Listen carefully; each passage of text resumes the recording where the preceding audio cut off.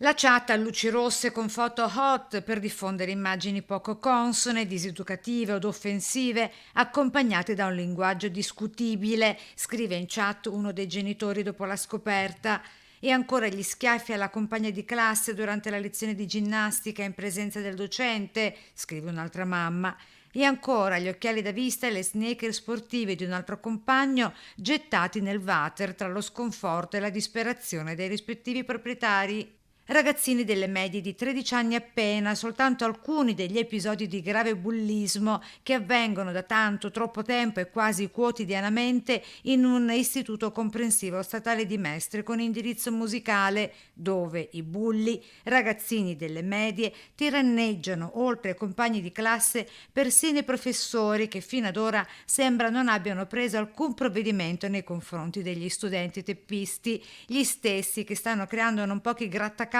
anche alla neodirigente scolastica, arrivata da nemmeno un mese e già alle prese con ragazzini difficili, spesso coperti anche dagli stessi genitori, come il caso di un tredicenne, sempre della seconda media C, che al suo attivo da inizio anno scolastico ha collezionato quasi 30 note. Allucinante, abbiamo raggiunto livelli non più tollerabili, commenta nella chat dei genitori una frangia di quelli secondo i quali le note non bastano, ci vorrebbero punizioni esemplari, come annullare la gita del prossimo 6 maggio a Padova al Museo della Medicina. La preside, da noi contattata, oggi a scuola non c'è. Anche lei a casa per le vacanze di Pasqua, ci è stato risposto. Confidiamo comunque in una risposta al ritorno a scuola dal prossimo aprile, quando si dovrebbe tenere l'incontro plenario tra genitori, corpo docente e studenti, come chiesto responsabilmente da una mamma più che allarmata.